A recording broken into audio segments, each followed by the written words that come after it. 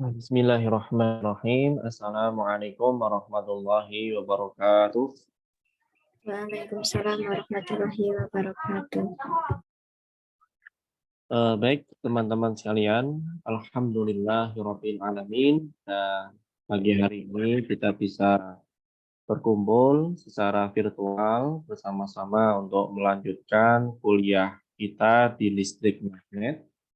Mudah-mudahan kita semua senantiasa dalam kondisi sehat walafiat sehingga kita bisa menunaikan ibadah kita di akhir ya, di 10 hari terakhir bulan Ramadan dengan baik, dengan maksimal, dan juga tetap bisa melakukan aktivitas sehari-hari dengan maksimal pula. Amin. Allahumma amin. Baik, sebelum kita berdiskusi banyak hal terkait dengan agenda kita, mari kita awali dulu dengan berdoa. Berdoa dipersilakan. Bismillahirrahmanirrahim. Berdoa kita cukupkan. Baik, untuk hari ini kita akan masuk pada materi medan magnet ya. Kalau pada pekan kemarin kita sudah mempelajari banyak hal terkait dengan gaya magnet. Sudah kelihatan teman-teman? Sudah, Bapak. Oke, saya slideshow ya. Nah, apakah slide-nya sudah berpindah? Sudah, Pak. Baik. Sebagai pengantar kita review dulu yang kemarin ya. Jadi pekan kemarin kita kan belajar terkait dengan gaya magnet ya. Gaya magnet itu kenal dengan istilah gaya Lorentz ya. Gaya Lorentz itu rumusnya adalah gabungan dari gaya listrik ditambah dengan gaya magnet ya. Dan aplikasinya banyak ya. Jadi F tadi yang F sama dengan gaya listrik ya. Gaya listrik itu yang ini aja ditambah dengan gaya magnet ya. Gaya magnet ini membentuk menjadi gaya Lorentz ya. F Lorentz. Ini kalau kita menggunakan Zoom itu kelemahannya kalau kita mau papan tulis kurang gitu maksimal, tapi nggak apa-apa ya. Nah, rumusnya apa? Hampir sama ya. Rumusnya kan gabungan, kalau ini kan Q kali dengan E, gitu kan. Ditambah dengan ini adalah Q kemudian kali dengan V kali dengan cross B. Ya. Jadi ini bisa kita samakan yang nilai Q-nya itu kan. Nah, ini sebagai pengantar yang kemarin. Nah, kemudian banyak aplikasi yang kemarin itu adalah kayak Lorentz, ada spektrometer massa, itu ada selektor kecepatan, kemudian ada siklotron juga. Itu adalah aplikasi yang menggunakan gabungan gaya listrik dan juga gaya magnet atau gaya Lorentz gitu.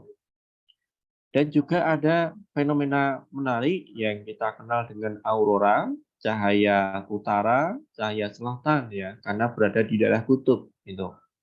Itu juga menggunakan interaksi gaya Lorentz, gaya listrik ditambah dengan gaya magnet gitu. Nah, pada hari ini akan kita teruskan setelah kita belajar terkait dengan gaya, maka berikutnya terkait dengan medan magnet ya. Kita awali dulu dari percobaan salah satu ilmuwan tahun 1819, Hans Christian Ørsted. Itu mengamati kalau kita punya kawat kemudian kita berikan arus, maka di sekitar ini akan muncul medan magnetnya. Itu. Buktinya apa? Buktinya adalah ketika kawat itu dikasih arus listrik ya dengan arus DC, ini positif ke negatif itu, maka kompas kecil ini akan bergerak menyimpang gitu. Misalkan teman-teman kok belum punya Kompas, silakan gunakan Kompas digital ya, Android ya. Artinya apa ini? Artinya adalah ketika ada arus listrik ya, ada muatan partikel yang bergerak, maka di sekitarnya akan muncul medan magnet. Nah, kemudian tahun lama ya, dari awal 1820 ke 1920, hampir 100 tahun ya, 100 tahun lebih ya, 101. Itu dua ilmuwan, Jean Baptiste Biot ya, dan Felix Savart melakukan eksperimen menentukan medan magnet di sekitar kawat berarus ya, kawatnya berarus. Kemudian dia dapatkan kalau nilai medan magnetnya di sebelah sini ya.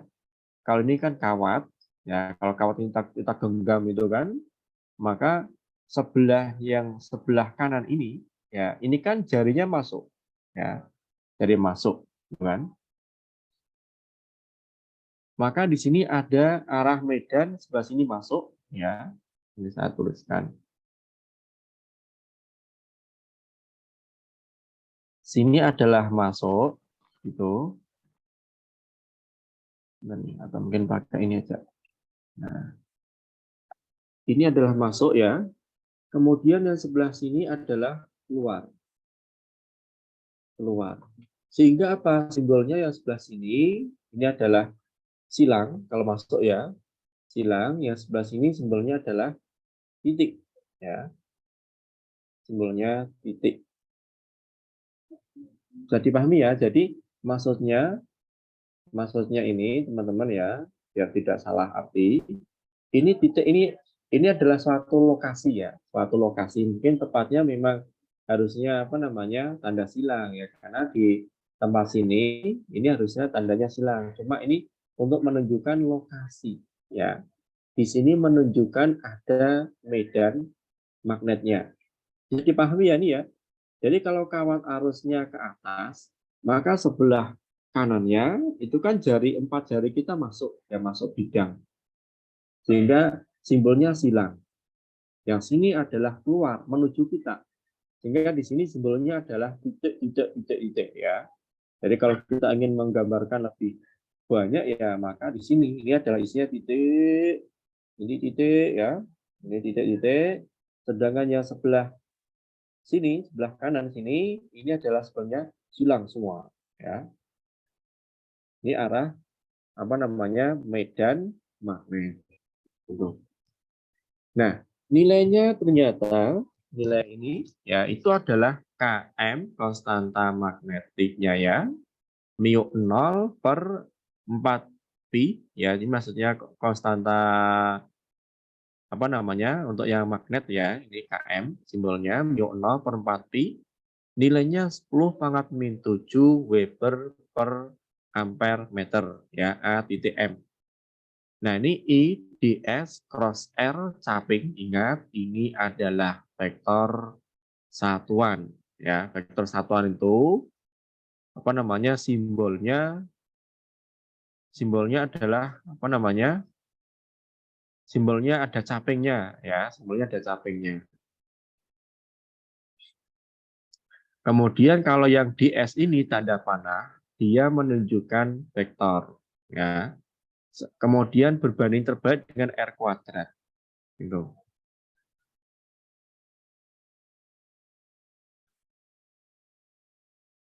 Kemudian berikutnya ya, sorry ini harus dihapus dulu ya. Cara menghapusnya, hapus dulu. Clear all. Nah,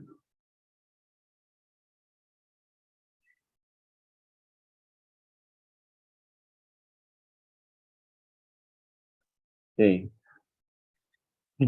Jadi teman-teman ya, dari eksperimen Biot-Savart itu kita dapatkan bahwasannya nilai medan magnet atau dB ini segmen ya. Jadi medan magnet yang ditimbulkan oleh elemen kecil dari ds ini. Jadi ds ini Ada kecil menyumbang di sini. Di sini lagi ds lagi menyumbang di sini. Nah, sehingga kita kenal nilai dB-nya ya atau bagian dari kawat yang memberikan medan magnet adalah μ0/4pi karena ini konstanta kali dengan I ds cross R dibagi dengan R pangkat 2 ya. Kalau kita ingin mengubah bentuk lain ya silakan, boleh ya. Jadi kita boleh mengadaptasi nilai ini kan R samping itu sama dengan vektor R dibagi dengan besarnya ya. Sehingga di sini bisa dirubah menjadi ya bentuk yang ini ya. Ini bisa kita rubah menjadi ds ya, ds vektor kemudian dikali dengan ini vektor R dibagi dengan R-nya pangkat 3. Ini juga boleh. Nah, kita harus paham, teman-teman ya. Ternyata dB itu berbanding terbalik dengan R kuadrat. Maksudnya, kalau dari kawat itu jaraknya, titiknya jauh dari kawat yang berarus, maka medannya juga semakin kecil. Kan dibagi ya, 5 meter aja sudah menjadi dibagi 25. Gitu kan? Kemudian dB, besar medan magnet, itu sebanding dengan nilai I. Ya, dan juga elemen dari kawat yang berarus ds atau dx juga nggak apa-apa. Dr juga mungkin dr itu membedakan untuk yang jarak titik ke kawat ya, jangan dr lah. Kemudian besar dB sebanding dengan nilai sin theta. Ya, sin theta di mana theta itu menyatakan sudut antara vektor ds dengan vektor satuan. Jadi kita bisa menggunakan aturan tangan kanan ya. Jadi ujung jempol kanan kita ini adalah elemen kawat yang berarus. Berarti ini sama dengan I ya, boleh ya, ini adalah I. Kemudian sebelah sini adalah arah jaraknya. Ya, jadi ada kawat arahnya sini ya, ini adalah kawat berarus. Yang sini adalah titik jaraknya ya, titik tertentu. Maka akan muncul medan magnet arahnya adalah ke atas di titik sini. Jadi menggunakan tangan kanan, jempol I, kemudian jari telunjuk adalah posisi titik ya R, maka medan magnetnya arahnya ke atas dari jari tengah kita. Jadi seperti ini ya.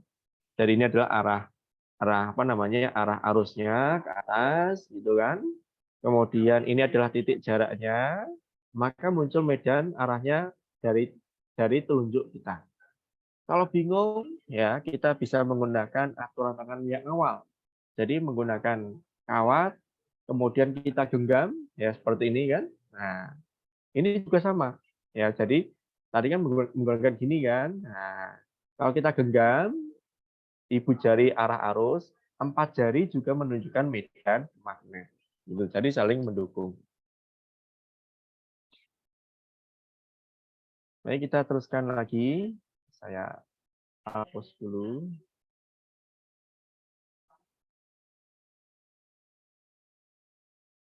Nah, teman-teman sekalian, jadi sebenarnya kawat berarus itu setiap elemen itu kan menyumbang nilai medan magnet. Nah, setiap bagian mempunyai misalkan bagian pertama, maka kita mendapatkan dB1. Bagian kedua, dB2, dan seterusnya. Sehingga B di titik tertentu, titik ini misalkan ya, kalau ini ya arah arusnya ke atas ya. Kalau misalkan tempat di sini, kira-kira medan magnetnya arahnya kemana teman-teman yang bagian atas ini? Masuk atau keluar? Ayo. Mohon konfirmasinya. Keluar, Pak. Oke, keluar ya. Harus paham ya. Jadi kita menggunakan tangan kanan juga. Ya, tangan kanan. Yang bagian bawah sini, ini adalah masuk bidang. Yang sini adalah keluar. Gitu. Jadi rumus awal dB μ0/4pi I ds cross R vektor satuan dibagi dengan R kuadrat. Ya. Kalau kita ingin menghitung nilai B di suatu titik, maka nilai yang parsial-parsial ini, segmen-segmen itu disigmakan, dijumlahkan satu persatu. Ya. Nah, dalam bahasa matematis, sigma itu bisa diganti dengan integral. Ya. Ini untuk menambah wawasan ya. Kalau di SMA mungkin ya nggak dibutuhkan. Ya. Karena SMA kan dasar. Ini yang dipakai rumus yang sudah jadi. Kemudian ini tadi sudah. Nah, sekarang kasus seperti ini. Ya. Ini ada, maksudnya ya, ini adalah kabel. Ya. Kabel arusnya ke dalam bidang. Ya, dalam bidang. Sehingga di sekelilingnya ya akan muncul medan magnet. Jadi masuk bidang sana, ya, kemudian begini, ya, maka arah medannya adalah searah dengan jarum jam. Itu bisa dipahami ini teman-teman ya sebelah gambar kanan. Halo. Masih sedikit bingung, Pak. Nah, ini memang karena kita harus demonstrasi langsung ya. Jadi misalkan teman-teman punya kawat ya, masuk ke laptop teman-teman ya atau ke HP. Kemudian jempolnya itu menuju ke arah laptop juga ya, gini kan. Maka 4 jaring itu kan arahnya gini kan, searah jarum jam kan. Nah, kan gini. Ya, saya nggak tahu nih bisa tangkap nggak Anda. Ya karena antara kamera saya dengan apa yang dilihat di teman-teman ya saya peragakan mungkin berkebalikan ya karena efek dari apa namanya cahaya itu kan pembentukan cahaya kita kan apa namanya kamera kan sebelah saya kanan mungkin yang lihat adalah sebelah kiri bisa jadi itu. Jadi ini ada kawat masuk bidang dengan aturan tangan kanan ya itu arah medannya yang ini adalah arah jarum jam ini kan. Jadi ini semuanya tegak lurus ya. Ini I jempol ya, jempolnya menuju ke dalam gitu kan. Kemudian arah apa namanya? Jari penunjuk ya, jari penunjuk adalah arah R, jari tengah menunjukkan arah medan. Maka seperti ini, gitu kan. Nah, satu lagi kalau bentuknya ini kan masuk bidang ya. Kalau ini bentuknya adalah naik ke atas, kita ambil parsial ya. Ini ada R ya. Kemudian gini kan juga sama begini apa namanya? Ya mungkin tangan kanan juga begini ya. Sehingga arah medannya juga arahnya ke kanan juga ya, ini. Kemudian analogi, jadi kalau medan magnet itu bentuknya adalah titik-titiknya melingkar seperti ini ya, melingkar arahnya. Kemudian kalau medan listrik itu arahnya adalah menyebar atau masuk ya. Jadi arah medan di sini arah medan magnet dia akan senantiasa tegak lurus dengan arah jaraknya dan juga tegak lurus dengan arah arusnya. Gitu. Nilainya juga tidak apa namanya? Nilainya juga sama ya, berbanding terbalik dengan jarak kuadratnya. Semakin jauh dari nilai sumber, muatan sumber atau kawat yang berarus ya, itu nilai mediannya semakin kecil. Nah, sekarang kita akan menerapkan rumus hukum Biot-Savart tadi. Yang pertama adalah pada kawat berarus listrik. Ya, kawat berarus listrik.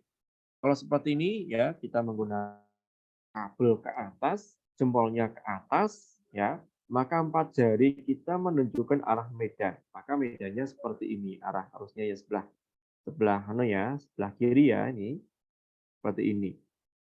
Nah, kemudian kalau kita ambil kawatnya, kita bentuknya kita tempatkan pada posisi horizontal seperti ini. Arah arusnya ke kanan, gitu kan? Maka sebelah bawah adalah ada medan masuk, ya. Sebelah atas ini ada medan yang keluar, sehingga simbolnya titik. Gitu. Nah, kita analisis, ya, kita analisis rumus-rumus yang berlaku di sini. Sebelum ke filsafat, kita analisis dulu trigonometri. Jadi ini adalah theta ya. Ini theta, ini Q itu maksudnya awalnya theta, cuma ketika dirubah kok jadi berubah Q ya, ini adalah sudut theta. Kemudian ini adalah ds, elemen X ya. Yang ini jarak titik ke kawat berarus ya. Jadi kita ada A, ada X, ada R. Kita bisa menggunakan sinus, tangen, atau kosinus ya. Sinus itu depan dibagi dengan miring, tangen depan dibagi samping. Kalau cos itu samping dibagi dengan miring gitu. Kemudian karena kabelnya adalah X, maka ds-nya bisa kita ganti dengan dx. Gitu ya.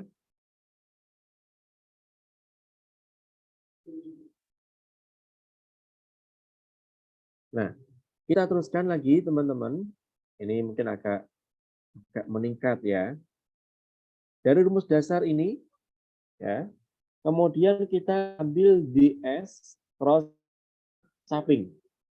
Esensi dari perkalian cross itu adalah sin. Ya.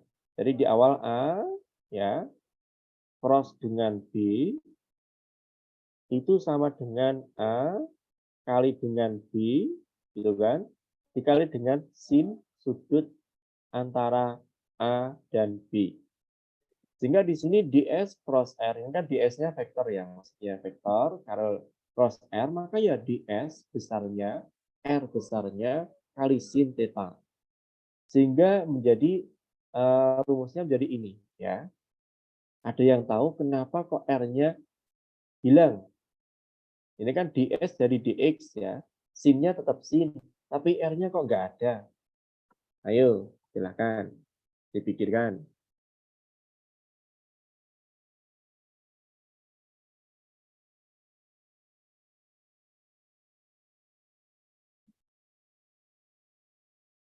Ayo dari mana? Kok ds? Ini kan ds plus R, nilainya ds R sin theta. Tapi endingnya kok jadinya dx sin theta, R-nya kemana? Ayo. Ada yang tahu? Silakan konfirmasi. Izin nyoba menjawab. Iya, Mbak Kalau Novita. dx-nya udah termuat dengan R-nya, Pak? Enggak, ya. Ini kan ds ya, ini ds-nya kan elemen. Ini kan karena kabelnya adalah X, panjangnya X gitu kan. Sehingga untuk ds kita ganti dengan X. Nah, R-nya kan sini teman-teman ya. R-nya itu sisi jarak ini ke elemen ds atau elemen dx. Masih ingat ya esensi vektor satuan?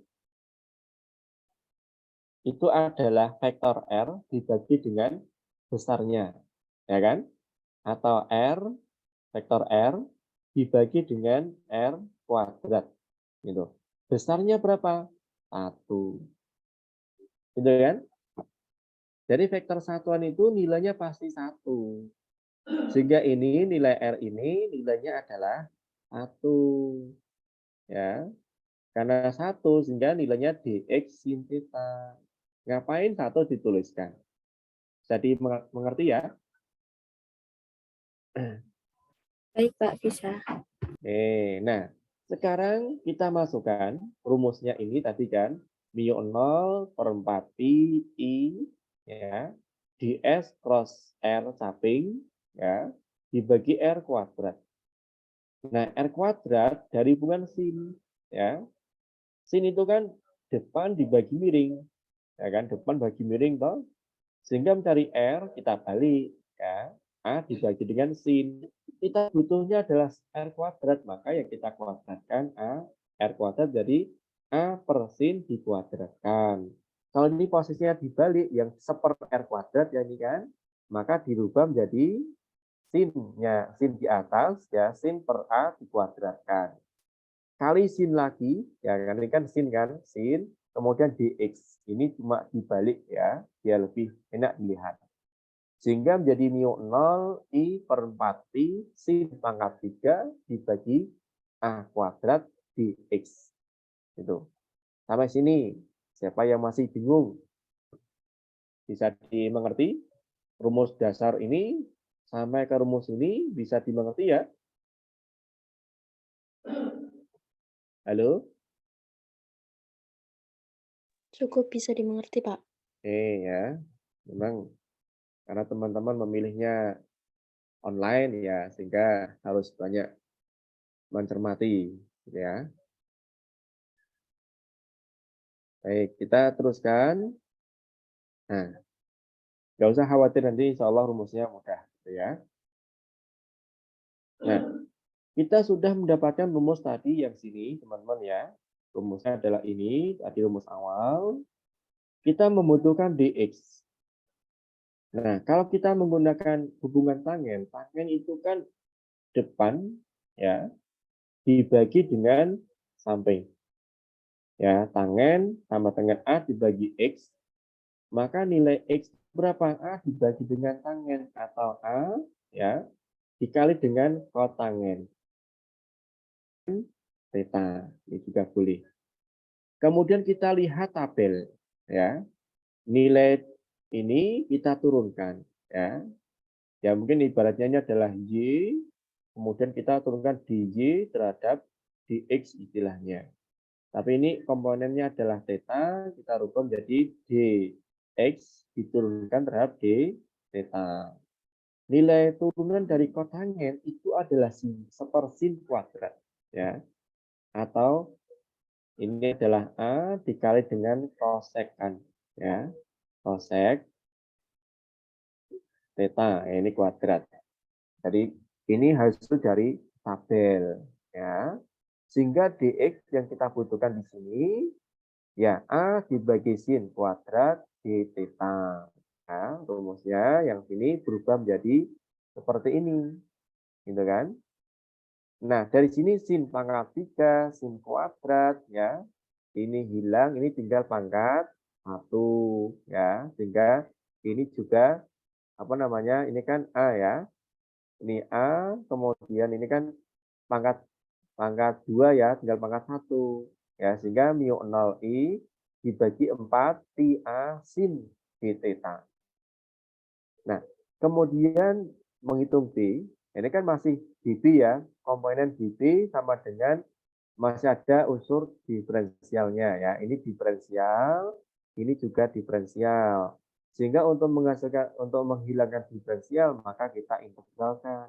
Sehingga B sama dengan integral dari dB, integral yang konstanta dikeluarkan, ini menjadi integral yang dia diintegralkan adalah bagian sinnya. Integral sin adalah negatif cos ya. Masih ingat ya, jadi turunan dari sin menjadi cos menjadi negatif sin ya. Sehingga ini ketika negatif sin ya itu kalau sin kita integralkan naik jadi cos negatif. Nah, ini kalau dibalik ini kalau negatif ya, maka dikurangi cos 180 ya. Cos 01 ya min 1 lagi ya 180 ya, maka menjadi 2 ya. 2 dibagi ini 4 pi A ya, ada 2-nya ini menjadi 2.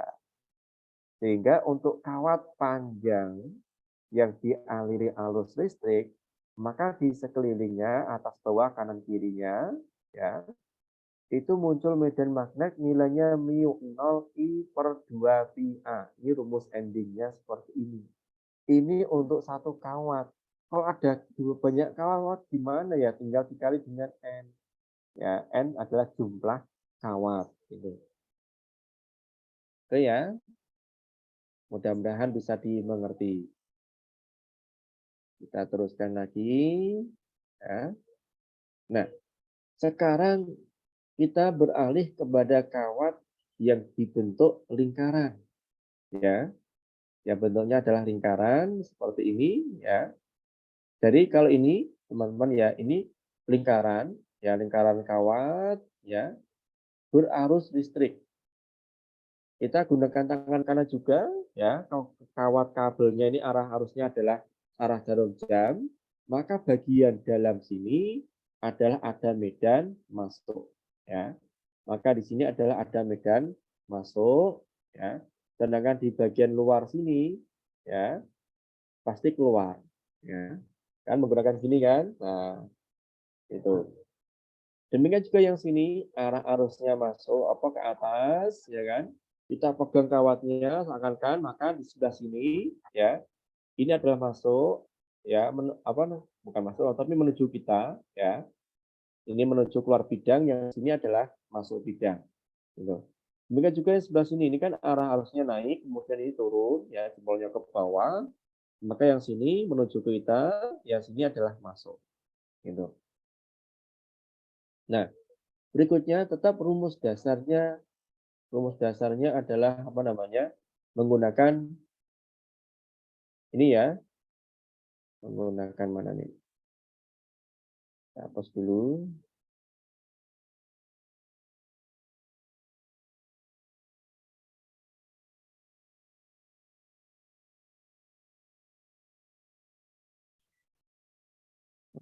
Oke, ini agak susah nih. Ulangin lagi. Nah, dari rumus dasarnya ini ya, sama dengan tadi. Nah, dari sini teman-teman ini vektor ds sama vektor r ini kan saling tegak lurus ya. Ini sudutnya tegak lurus gitu. Rumus dasarnya karena ds cross r vektor satuan gitu kan. Kalau dikembalikan adalah sin ya, ds kali dengan r kali sin sudutnya. Kalau sudutnya siku-siku atau 90 derajat, maka nilai sinnya adalah 1. Ya, sehingga dari sini kita tuliskan gini. Ya, ds besarnya vektor satuan dibagi dengan r kuadrat atau mu 0i, karena ini kan besarnya 1 ya nilainya. Cukup ini adalah 4pi r kuadrat, karena jaraknya ini r-nya simbolnya besar ya, ds. Ya, ds-nya ini. Ini adalah unsur masih diferensial ya, parsial setiap segmen. Nah, kalau dihitung satu loop ya tinggal dikali tinggal kita integralkan atau sigma ya. Ini dari mu 0 i per 4 pi r kuadrat sigma ds atau integral dari ds juga boleh ya, ini integral ds. Nah, integral ds ini tidak lain adalah keliling lingkaran. Nah, rumus keliling lingkaran adalah 2πr. 2πr ada 4πr kuadrat, hingga ini hilang, ini tinggal 2, kan? Pi-nya juga hilang, ya, ada pi, R-nya pangkat 1 atas, R pangkat 2, sehingga rumus akhirnya mu 0 I per 2R. Ya. Kalau yang kawat lurus ada 2 pi-nya, kalau yang kawat udah lingkaran ini tidak ada pi-nya. Gitu. Oke, ini. Nah, kalau kita ingin melakukan eksperimen, ya bisa saja. Ya. Kita buat kawat konduktor dari tembaga yang kabel tunggal, kita bentuk menjadi lingkaran. Ya, ini kalau sudah dijual memang bagus ya. Tapi kalau mau konsep ya cukup sederhana. Kita buat kawat dari kabel tunggal, kabel tembaga itu kita set, kita bentuk menjadi lingkaran. Maka di titik pusat sini akan muncul medan mu 0i per 2r. Jadi ini semakin lebar ya semakin semakin besar juga ya. Tapi ini jaraknya R-nya besar, tapi nilai B-nya kecil. Kenapa? Ini pembandingnya berbanding terbalik. Sehingga kalau rumusnya, kalau misalnya ini kita jarak ya dari titik pusatnya, kemudian bergeser ke kanan ya dengan Gauss meter, yang sini juga berjauh ke kiri, maka grafiknya seperti ini. Terbesar adalah berada di posisi X0 atau tepat di bagian tengah-tengah. Gitu. Nah, kalau teman-teman mau install Gauss meter di HP juga bisa. Ya, saya sudah menginstalnya ya. Jadi itu bagus juga sebagai sebagai media. Ya, media besok kalau di SMP mau beli Gauss meter mahal, silakan diinstal di Android. Ini saya kirimkan gambarnya. Karena bumi itu bersifat magnet, maka kita bisa mengukur medan magnet dengan HP kita, ya, dosimeter. Nanti silakan diinstal di Play Store, ketik aja Gaussmeter, sudah muncul, ya. Tetapi ini ya mungkin akurat ya saya nggak tahu ya. Tapi kalau memang lebih bagus memang device-nya seperti ini, ya kita pakai power supply yang tidak mudah di reset ya. Kalau di lab kita itu permasalahannya kalau terhubung singkat itu langsung konslet, harus reset. Kalau yang seperti yang di lab fisika dasar, ya mungkin kita harus beli lagi ya. Jadi power supply-nya itu bisa mengantarkan arus tanpa harus konslet, gitu. Tanpa harus mereset ketika ada hubungan atau desain yang tanpa menggunakan resistor atau piranti lain ya. Jadi yang sebelah kiri ini adalah power supply, yang sebelah kanan adalah Gauss meter. Ini bisa kita gerakkan ya, maju mundur. Seperti percobaan optik ya. Ini kan penyangganya itu bagus ya karena memang dijual. Ini, nah kemudian bagaimana kalau kawatnya sama seperti dengan tadi bentuknya lingkaran, tetapi jaraknya tidak tepat di O, ya, tapi bergeser entah itu menuju X positif ke kanan atau menuju X negatif ke X kiri. Maka dengan menggunakan tangan kanan, ya, tetap di sebelah sini, sebelah kanannya atau sebelah kirinya tetap muncul medan magnet. Itu. Nah, dari sini medan magnetnya ini kan arahnya ke sini ya. Ini juga ya arahnya juga ada ke atas juga. Jadi semua segmen ini akan menyumbang nilai dB. dB-nya ini ya kan. Nah, setelah kita analisis bagian atas ada dy, bagian bawah juga bawahnya juga ada y-nya juga. Sehingga elemen medan magnet arah sumbu Y itu adalah saling menghilangkan ya sehingga kita cukup meninjaunya arah sumbu X ya. Gimana sumbu X-nya? Ini kan sudutnya, maka sumbu X ya tinggal dikali dengan cos ya sehingga Bx integral tertutup. Jadi integral ada bulatan tengahnya ini maksudnya integral tertutup. Ya dari sini kan dB cos theta mu 0 I per 4 pi ya integral dB adalah sini ya dB-nya ini kan ds cos theta dibagi x kuadrat ditambah r kuadrat itu. Nah, cosnya gimana? Cosnya kan ini sudutnya atau dari sini sama ya. Sehingga cos adalah samping adalah r sini dibagi dengan miring yaitu x kuadrat dengan r kuadrat di akar. Nah, cos ini kita masukkan ke rumus atas ini. Ya, saya hidupkan dulu. Nah, ini besarnya ini kita masukkan ke sini sehingga mendapatkan hubungan seperti ini ya. Mu 0 IR konstanta semua dikeluarkan ini kan konstan ya. Dan tinggal integral tertutup ds. ds-nya sini ya. ds ini kalau diintegralkan maka ini kan integral ds ya sama dengan s ya. S apa?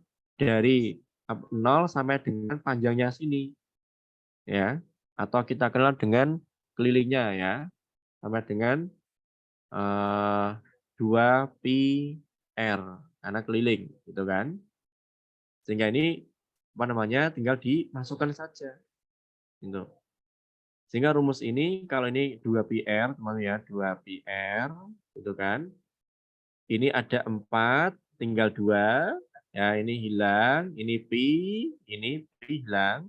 Sehingga rumusnya adalah mu 0 I, ya ini R lagi, ya kan. Jadi R kuadrat dibagi dengan 2, ini sisanya kan, kali X kuadrat tambah R kuadrat pangkat 3/2.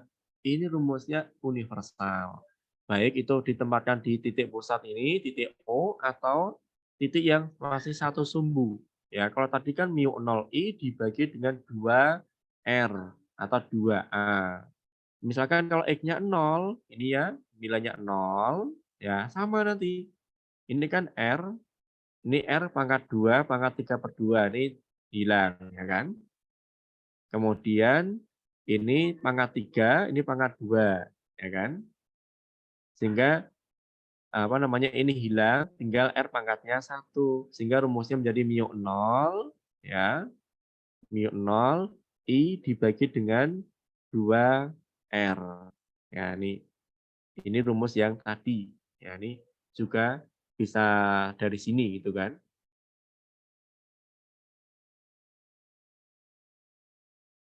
Nah, berikutnya sampai sini teman-teman ada yang masih bingung banget, silahkan ditanyakan. Halo? Silahkan kalau ada yang masih bingung banget ya. Bisa dimengerti teman-teman?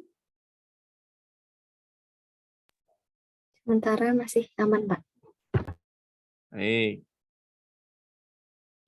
Kita lanjutkan setelah hukum filsafat, teman-teman masuk pada hukum Ampere. Nah, hukum Ampere ini bunyinya integral tertutup B ds B dot ya, sama dengan mu 0 I. I adalah arus total yang dicakup oleh permukaan tertutup. Ya, sehingga bunyinya seperti di ini, kemudian secara matematis integral tertutup, integral bulatan tengahnya B dot ds sama dengan mu 0 I. Itu. Ini adalah penting sekali. Nah, misalkan dalam satu ruangan kok ada medan magnet, ya, maka kita bisa membuat wilayah atau ruang tertutup sembarang. Nah, ini nanti juga aplikasinya pada hukum Ampere. Sehingga teman-teman kalau ada dua kawat, maka dua, faktor pengalinya 2 mu 0 I. Kalau dua kawat kok arahnya berlawanan arah arusnya, satunya kanan, satunya kiri, maka nilainya 0. Kenapa? Satunya mu 0 I, satunya negatif mu 0 I, ya. Sehingga nilainya 0 medan magnetnya gitu. Nah, sekarang kita coba terapkan pada kasus kawat lurus ya kayak yang awal tadi kan. Yang awal itu kan mu 0, ya kan integral tertutup B dot ds sama dengan mu 0 I. B dot ds adalah B ds, gitu kan. Kemudian B-nya konstan, sehingga ini adalah 2, sehingga ds bentuknya adalah lingkaran 2πr B. Sehingga integral tertutup B ds 2πr B sama dengan mu 0 I, sehingga nilai B-nya adalah mu 0 I per 2πr sama. Ya, dengan hukum filsafat atau dengan hukum Ampere, ternyata rumus yang dihasilkan adalah sama. Gitu.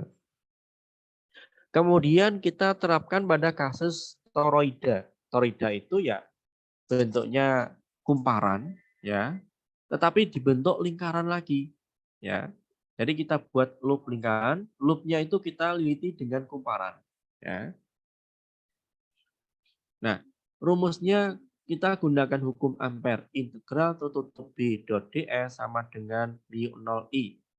Karena ini jelas tidak mungkin satu lilitan, banyak lilitan, maka dikasih dengan N, faktor pengali N. Ya. Sehingga sedangkan ds itu elemen sini kan, elemen ini tidak lain adalah keliling lingkaran, ya 2πr. Sehingga nilainya B sama dengan mu 0, N besar I per 2πr. Ini adalah kasus toroida untuk nilai medan magnet di tengah-tengahnya. Gitu. Kemudian alat berikutnya adalah solenoida. Ya, solenoida itu juga kumparan, tetapi tidak dibentuk permukaan tidak dibentuk lingkaran. Kalau ini kan kumparan, tapi dibentuk lingkaran. Kalau ini kan bentuknya juga kumparan, tetapi dibiarkan lurus. Ya, sehingga tetap di sekitar sini medan magnet muncul. Paling besar di mana? Di bagian tengah. Ini kan? Ini garis medannya paling rapat di bagian tengah. Sehingga medan magnetnya ya paling besar untuk solenoida itu ada di tengah-tengah. Ya. Rumus awal integral B dot ds sama dengan mu 0 I. Karena ini jelas banyak lilitan, maka dikali dengan faktor N. Ya. Nah, ds-nya adalah komponen sini, teman-teman ya. Dari sini sampai sini ketika diintegralkan adalah nilainya L. Sehingga nilai B μ0 N besar kali I dibagi dengan L atau N besar dibagi L itu menjadi N kecil karena perbandingan jumlah linitan dan panjang μ0 N kecil dikali dengan I. Gitu. Nah, kemudian ternyata ada perbedaan induksi atau besar medan magnet di tengah solenoida atau di ujungnya. Jadi bagian tengah itu kan paling rapat ya, sehingga intensitasnya paling besar. Nilainya B ini μ0 N besar kali I dibagi dengan L. Kalau ujung-ujungnya lebih renggang maka dibagi 2 ya, setengahnya dari yang di pusat. Baik, sampai sini teman-teman. Ada yang mau ditanyakan dulu? Terkait dengan hukum Ampere, integral tertutup B dot ds sama dengan μ0 I. Saya kira lebih mudah daripada hukum Biot-Savart ya. Ada yang ditanyakan dulu? Ini angkat tangan nih. Oke, Mbak Novita. Bapak izin bertanya, kalau yang tadi kan yang solenoida yang lurus itu yang medan magnet besarnya di tengah, nggih. Kalau yang di toroida yang kalau lingkaran itu bagaimana, Pak? Yang besar atau menyeluruh atau bagaimana? Yang sini, yang ini. Nggih. Iya, ini yang bagian tengah di sini. Nilainya adalah ini B μ0 N I per 2 PR. Itu. Jadi di sini yang kita hitung adalah di bagian pusatnya, ya pusat sini, bukan di bagian luarnya. Jadi ini medan magnetnya itu kan di bagian apa namanya, bagian tengah sini ada, ya. Itu juga yang paling besar, Bapak. Iya, paling besarnya di tengah-tengah. Baik, Bapak. Baik, Pak. Ya, Terima mungkin, kasih. jadi mungkin kalau paling besar, kalau ini kita gambarkan ya, ini maksudnya nilai B di sebelah sini, ya. Tapi kalau ingin apa namanya mendapatkan besar, tentunya di bagian dalam sini, ya. Bagian dalamnya akan muncul medan magnet. Gitu. Tapi yang dihitung adalah bagian tengah sini ya, bagian tengah. Oke, kalau berbeda yang ini adalah solenoida, itu garis medannya paling besar di bagian tengah-tengah sini ya, tengah-tengah sini. Kalau yang apa namanya toroida itu adalah yang nilai B ini maksudnya di sini bagian tengah-tengah sini ya. Oke, nanti kita coba soal-soalnya tuh ya. Mungkin pekan depan. Nah, sekarang kita teruskan yaitu bagian material magnetik ya. Secara umum material magnetik itu ada 3 jenis ya. Atau mungkin karakteristik bahan itu kan ada yang paramagnetik, diamagnetik, ada yang ferromagnetik. Kalau gampangannya adalah kalau benda itu termasuk ferromagnetik, maka benda itu mempunyai bisa ditarik dengan kuat oleh magnet lain, ya, dan mudah dijadikan magnet permanen dengan cara induksi magnetik. Gitu. Tapi kalau dia magnetik, maka bahan itu ditolak atau tidak ditarik oleh medan magnet. Kalau paramagnetik itu benda yang ditarik tetapi sangat lemah, ya, sangat lemah gitu. Nah, sebagai contoh ini adalah sebatang besi. Besi itu adalah salah satu contoh ferromagnetik. Di dalamnya itu muncul banyak momen magnet, ya, kecil-kecil ya, arahnya sembarangan, ada kanan, kiri, atas, bawah, ya, sehingga sebelum didekatkan magnet, dia sifatnya adalah netral. Besi itu tidak alaminya dan dia tidak magnet, tetapi dia bisa dimagnetkan. Gitu. Nah, berbeda dengan magnet yang sudah benda alam magnet ya, itu momen magnetnya itu searah ya, sehingga mempunyai kekuatan magnet. Ini sebenarnya setiap elemen, setiap tanda panah itu juga punya medan magnet, cuma ini kan arahnya saling menghilangkan. Kenapa acak? Kalau ini kan teratur ya, sehingga mempunyai kekuatan untuk menarik benda ya. Nah, kemudian kalau besi itu kita lurus, kita taruh di medan magnet dengan induksi atau digosokkan, menggosokkan juga ada ilmunya ya. Tidak boleh kanan kiri tapi harus arah ya. Seperti yang dulu statis dan itu kan harus arah. Ya, dari atas bawah, atas bawah, jangan atas bawah naik turun ya. Jangan digosok-gosok gitu, tapi harus searah gitu. Jadi responnya paramagnetik itu adalah benda tarik lemah ya aluminium ya. Kemudian ada lagi diamagnetik yang ditolak tembaga. Jadi kalau besok ada proyek ke-6 atau proyek ke-7 ya, itu membuat mensimulasikan gaya Lorentz ya dengan magnet atau dengan baterai, magnet, baterai, kabel tembaga tunggal. Kalau kita ganti kabelnya kabel kawat ya, kawat aluminium atau besi kecil ya yang ada di toko bangunan ya nggak bisa. Kenapa? Karena kawatnya itu akan tertarik dengan magnet. Jadi dia tidak akan muter. Sehingga yang digunakan adalah kawat tembaga. Gitu. Magnetik bisa ditarik ya. Nah, di sini sebenarnya benda ferromagnetik itu mempunyai domain magnet. Jadi seperti ini istilahnya adalah domain magnet. Jadi setiap bagian ini dia mempunyai domain ya. Domain magnet yang menghasilkan magnet cuma arahnya kan acak ya. Sehingga diakumulasi nilainya 0 gitu. Nah, dalam pembagiannya ada 2 jenis juga ferromagnetik yang soft, ada yang hard. Kalau yang soft itu domainnya acak, ketika B dihilangkan maksudnya apa? Benda yang ferromagnetik soft itu di dekat magnet, dia berubah menjadi magnet. Ketika medan magnet sumbernya hilang, maka dia sudah menjadi tidak magnet lagi. Gitu. Tapi kalau yang hard, ya itu benda domainnya tidak berubah ketika B dihilangkan. Sehingga istilah apa? Ini adalah salah satu cara gimana kita bisa membuat benda menjadi magnet yang permanen. Kita gunakan benda yang ferromagnetic hard. Gitu. Nah, magnet itu bisa hilang kekuatannya. Biasanya kalau di sekolah itu kan karena satu dipanaskan, dijatuhkan, ya, atau dibanting, digoncang, ya.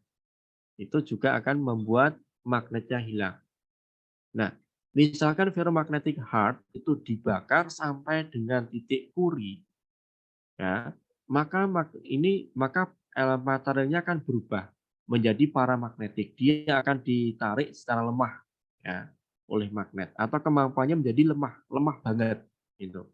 Sehingga kalau dalam satu cara ya ini bisa kita membuat magnet dengan cara induksi dililiti oleh kumparan ya. Seperti ini, maka di bagian dalam ini mempunyai kekuatan medan magnet juga. Ya, medan magnet, jadi domainnya akan bergerak menjadi teratur. Nah, bahkan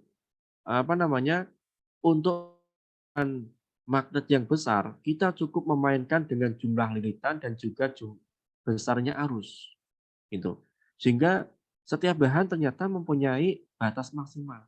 Ya. Jadi misalkan ini ya, dari toroida ini, ya, ini akan menghasilkan medan magnet nilainya 4, 8, 12. Nah, bahannya dimagnetisasi itu menjadi 2000 ya, kemudian 4000 dan seterusnya sampai dengan titik puncaknya dia tidak akan naik lagi. Ini batas maksimal ya, batas maksimal. Kemudian ketika arah arusnya dibalik ya atau dibakar ya sampai dengan suhu Curie, ini akan turun. Seret juga sama. Dia mempunyai batas ambang juga. Gitu. Dia tidak akan berubah lagi. Ya, ini adalah ferromagnetic hard ya. Yang ini adalah paramagnetik. Gitu. Ini adalah cara ya. Cara untuk membuat benda magnet. Nah, teman-teman ini juga proyeknya ya. Proyeknya membuat magnet ya. Silakan bisa menggunakan digosokkan, dengan cara diinduksi, didekatkan juga sudah menjadi magnet. Bahkan dengan cara elektromagnet. Jadi dengan cara dililiti oleh kabel. Nah, terapan dalam dunia elektronika itu besar banget ya. Banyak sekali. Magnet itu penting sekali ya. Dalam sejarahnya kalau teman-teman ingin tahu, hard disk yang mungkin kita punya ya, teman-teman juga punya, besarnya juga mungkin sampai tera ya, terabyte, itu diperkenalkan pertama tahun 1957. Bentuknya pita, persis dengan kaset zaman kuno ya. Yang tape ya, tape bentuknya kaset gitu kan. Nah, kalau yang hard disk untuk nyimpan data itu ternyata 50 plat ya. Di sini ada 50 plat, diameternya itu 24 inci, ukurannya ketika di total itu 2 kali lemari es kita ya. Harganya $35.000.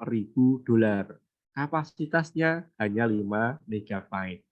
Ya, waktu itu ya zaman itu ya sudah luar biasa. Kenapa? Karena sudah mampu menyimpan data. Itu penemuan yang awal yang luar biasa. Ya, seiring waktu ada inovasi, inovasi, inovasi sehingga kita menghasilkan flash disk ya, 32 giga, 8 giga ya. Hard disk sampai dengan setengah tera, 1 tera, bahkan 2 tera. Itu juga perkembangannya dari apa namanya? Konsep magnet. Termasuk juga ya kalau teman-teman punya kartu ATM, kartu kredit ya, di bagian belakangnya itu ada garis hitam. Ini juga menggunakan megastrip jalur magnetik ya.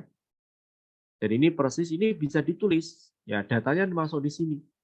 Kalau ini kita panaskan ya otomatis ini nggak terbaca di ATM-nya, nggak bisa dipakai itu ya. Banyak sekali jenisnya, BNI ya, BRI, bahkan semua bank itu pasti mengeluarkan kartu kredit, kartu ATM. Gitu. Nah, berikutnya adalah terkait dengan medan magnet yang dimanfaatkan dalam migrasi hewan. Ya, banyak sekali termasuk burung jalak, ya, burung merpati, ya, itu dia menggunakan navigasi bawaan dari Allah Subhanahu Wa Taala ya. Dia mampu mengenali arah. Ya persis dengan pilot ya. Pilot itu kan ketika terbang malam-malam itu kan nggak tahu arah ya, nggak tahu arah barat, timur, selatan. Tapi dengan GPS ya, dia mampu mengenal posisinya di mana, tujuannya kemana, kemana harus diarahkan, gitu. Itu dengan menggunakan kompas ya, kompas navigasi. Tapi di burung itu kompasnya alami ya. Banyak sekali hewan migrasi, termasuk ini ya, ini adalah migrasi penyu, ya, migrasi salmon, ya, migrasi burung, migrasi dalam tubuh bakteri, migrasi lobster, duri, ya. Jadi ini adalah burung, termasuk burung itu luar biasa, ya. Ini bergerak itu dia menggunakan sistem navigasi medan magnet, ya. Setiap tahunnya dia mampu. Bahkan kalau permasalahannya adalah bagaimana kalau tiba-tiba medan magnet bumi turun gratis, ya. Biasanya apa namanya ya diterima oleh hewan itu mungkin 4 atau mungkin 2 Tesla. Tiba-tiba ngedrop ya, diterima itu menyimpang, maka burungnya atau hewan itu akan pusing. Sehingga kita kadang menemukan ada hewan ya, hewan itu terdampar, ikan paus terdampar di laut ke pantai mana ya, kura-kura juga sama. Kenapa? Karena sensornya mengalami gangguan. Kenapa? Karena medan magnet buminya tiba-tiba menghilang atau turun, ya. Itu menjadi apa namanya hewannya akan terganggu juga. Nah, bagi hewan itu teman-teman ya dia bisa menggunakan seakan-akan dia mendeteksi ini jalan jalur saya, ya dia tahu jalan, ya. Bahkan sampai ketinggian tertentu sampai malam hari pun dia hanya menggunakan sensor di kepalanya, ya. Dia tidak akan tersesat. Masalahnya adalah bagaimana kalau medan magnet bumi itu terganggu, ya. Medan magnet bumi yang diterima di kepala atau di burung atau di hewan itu mengalami gangguan, maka otomatis ya bermasalah. Maka hewan-hewan tertentu ada yang terdampar, ya. Ini bahkan kalau teman-teman eksperimen di bagian kepala burung itu kita berikan kumparan, ada baterai kecil, baterai jam ya, taruh di atasnya, maka di bagian ini akan memunculkan medan magnet. Akhirnya apa? Ada interaksi medan magnet bumi yang diterima ke kepala burung, diganggu oleh medan magnet luar yang kita buat. Ya, ini bentuknya seperti ini bisa, atau bentuk yang lain ya juga boleh ya, karena beberapa alat kan sudah bisa dirubah menjadi elastis ya, sehingga bentuknya lebih permanen ya. Sehingga kalau itu dilakukan, teman-teman ya, setelah dikasih kumparan, magnetnya kumparan dikasih arus sehingga muncul medan magnet, dilepas burung, apa yang terjadi? Jadi adalah apa, teman-teman? Halo, suara saya jelas ya? Halo Jelas, teman-teman. Pak. Apa yang terjadi dengan burung tersebut? Sudah dibaca belum? Tadi ya sudah tasar gramal ya. Yang terjadi dengan burung adalah ini ya, burung akan salah jalan. Ini buktinya ilmiah ya. Jadi di awal dulu itu ada asumsi burung merpati itu indera penciumannya sangat peka. Dia mampu mengenal atmosfer kandungan udara. Ternyata tidak terbukti ya. Justru dengan eksperimen seperti tadi dengan kumparan magnetik dikalungkan atau magnet kecil yang kita beli kalungkan di kepalanya atau di lehernya, maka itu menjadi pengganggu ya. Makanya teman-teman kalau dinaik pesawat terbang ya, itu pasti disterilkan. Jangan sampai ketika mau landing atau take off itu kita menyalakan HP. Kenapa ada interaksi? Kalau itu sampai interaksi sampai mengganggu navigasi si pilot ya itu bahaya ya. Teman-teman nanti bisa kesasar tujuannya harusnya ke Banjarmasin, malam hari berangkatnya itu kan tiba-tiba ada passenger yang tidak taat dengan aturan SOP di pesawat, dia nyalakan HP di tengah-tengah sana sehingga navigasi terganggu, kemudian pilotnya pusing ya. Dia mengira itu sudah aman ya, mengira itu arahnya betul, ternyata itu karena efek gangguan dari HP sehingga terbangnya malah ke arah Sulawesi ya, atau mungkin malah ke arah Papua ya. Itu menjadi masalah.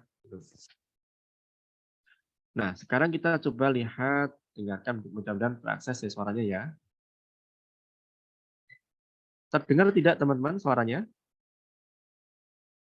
Tadi? Belum, Pak. Ini? Belum, Pak. Tidak kedengaran ya? Tidak. Coba ini saya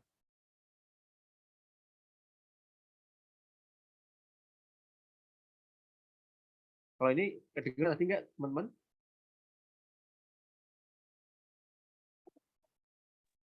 Masih belum juga, Pak. Masih juga ya. Gimana biar terdengar nih?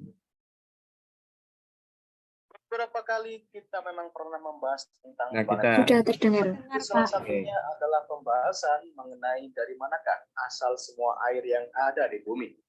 Nah, pada pembahasan kali ini, kita akan menyampaikan informasi mengenai medan magnet bumi yang secara misterius melemah. Lalu, apakah pengaruhnya? Seperti biasa, daripada kalian penasaran, mari kita bahas bersama.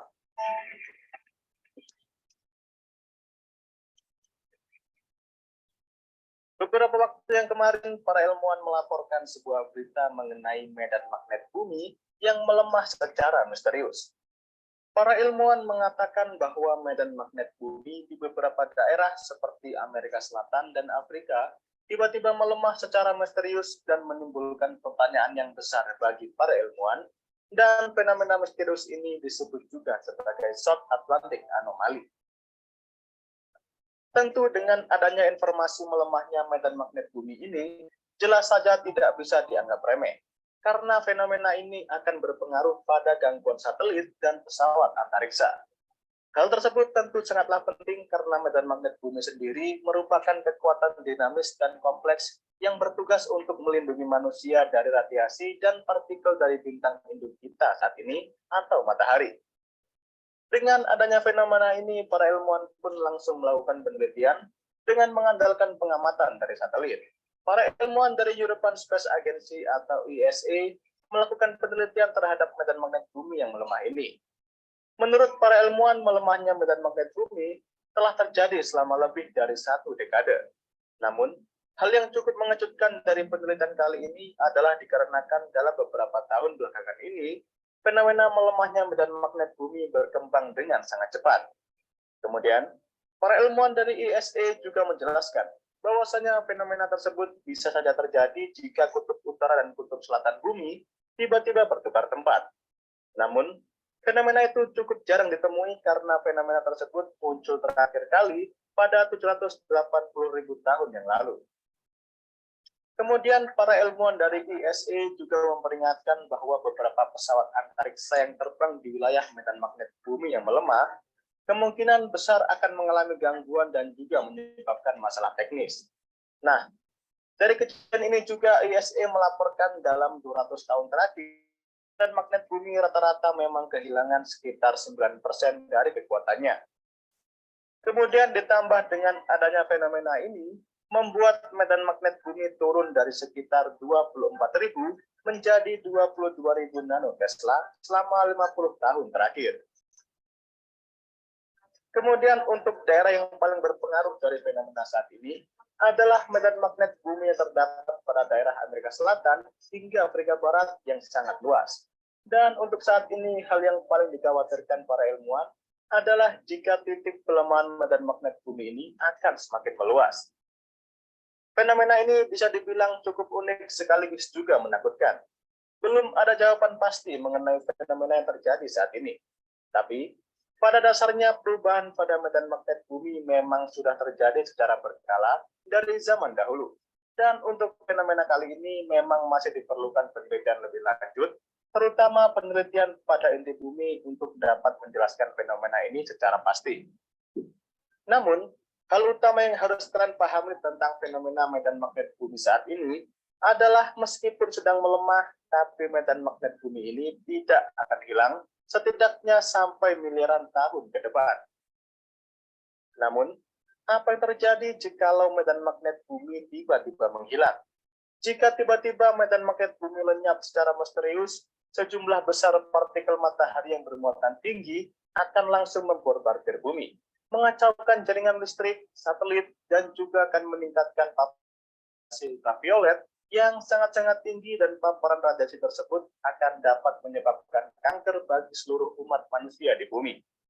Yang pasti fenomena tersebut akan menyebabkan masalah di planet bumi, walaupun belum tentu juga bersifat apokaliptik. Jadi pada intinya memang fenomena melemahnya medan magnet bumi saat ini sedang terjadi. Dan para ilmuwan pun juga sedang dalam tahap penelitian untuk mengetahui lebih lanjut mengenai fenomena melemahnya medan magnet bumi. Kurang lebih penjelasan yang kita sampaikan tadi sudah cukup jelas untuk memberikan kalian informasi mengenai medan magnet bumi yang tengah melemah saat ini. Dan mungkin nantinya akan ada media lain yang menyampaikan informasi yang sama, namun dengan menambahkan sedikit bumbu. Iya. Baik, ini fenomena dari yang bisa kita rasakan, yang bisa kita lihat ya, yaitu dengan banyaknya beberapa hewan yang menggunakan sistem navigasi dengan medan magnet, kemudian dia itu terdampar ya. Itu bisa kita tengok ya dalam media itu kan sering ya, ada ikan paus, ada burung, sumbernya dari negara lain, tapi kok sampai ke pantai kita, ternyata dia mengalami gangguan dari medan magnetnya. Nah, teman-teman sekalian, ternyata dari tahun ke tahun ya, dari tahun 2004 sampai dengan 2015 itu ada pergeseran kutub magnet ya, kutub selatan dan juga kutub utara ya. Ini kan dari tahun 2004 misalkan ya kutub selatan ya, kutub selatan magnet berarti dia kutub utara bumi. Itu ada di garis lintang 82,3. Tahun 2005 menjadi 83,1. 2015 kemarin jadi 86,4 lintang utara. Nah, selain indikasi bahwasanya medan magnet bumi itu melemah, ternyata juga ada indikasi kutub magnet bumi itu bergeser. Sehingga kutub magnet bumi dengan kutub geografis bumi kan tidak pas ya, ada simpangan. Itu ada menyimpang sedikit. Dan secara bertahap berangsur-angsur ke depan itu akan bergeser terus, ya. Akibatnya apa, teman-teman? Misalkan itu kok terjadi terus ya sampai dengan puncak. Ada yang tahu?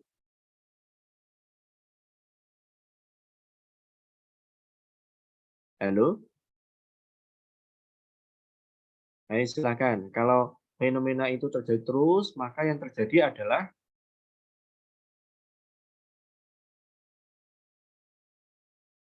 nggak apa-apa, dijawab salah nggak apa-apa. Ayo silakan. Ini bukan apa selain dari terganggunya hewan-hewan ya yang menggunakan sistem navigasi magnet bumi, apalagi yo yang bisa yang terjadi.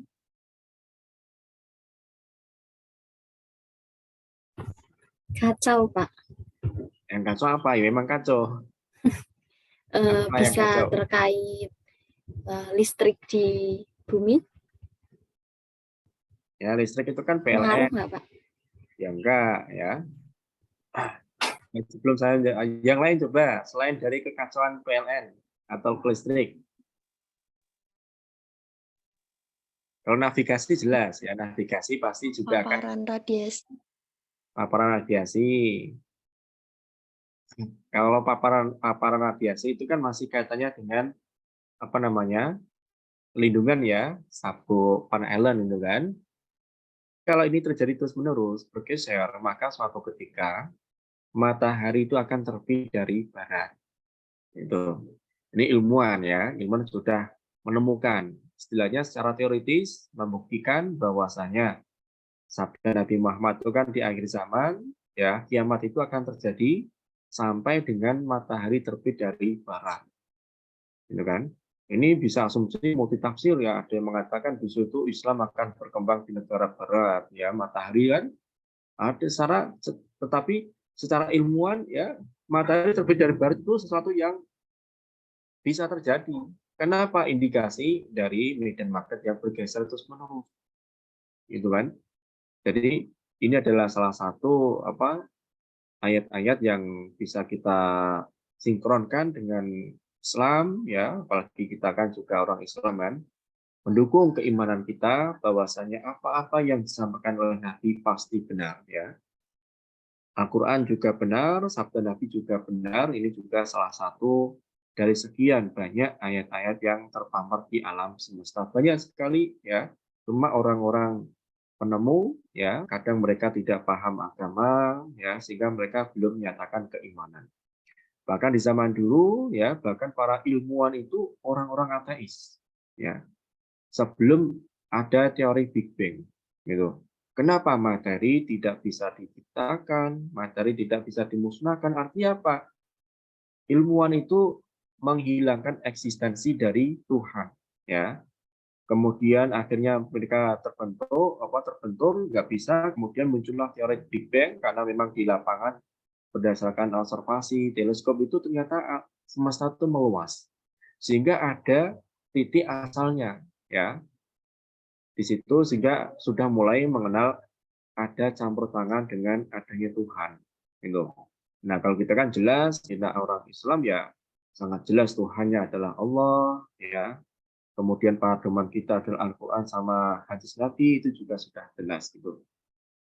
Baik, mungkin sampai sini untuk kegiatan kuliah kita. Nanti pekan depan kita sambung lagi dengan kegiatan penugasan ya, penugasan. Karena pekan depan kan sudah libur ya. Gitu. Baik, ada yang ditanyakan teman-teman sebelum saya tutup karena maksimal 10.20 ya. Ini sudah pas 10.16. Bapak izin bertanya. Oke, Mbak Novita silakan. Terkait praktikum yang medan magnet itu bagaimana, Pak? Setelah Lebaran atau bagaimana? Oh iya, itu kan sudah saya sampaikan di awal ya, proyek membuat magnet itu kan gampang ya. Bisa dengan cara aliran listrik ya, bisa juga diinduksi ya, bisa juga dengan cara digosokkan. Nah, itu silakan divideokan karena itu adalah fenomena ya. mendemonstrasikan, misalkan ini saya kasih kabelnya sekian lilitan, apa yang terjadi dengan kekuatan magnetnya.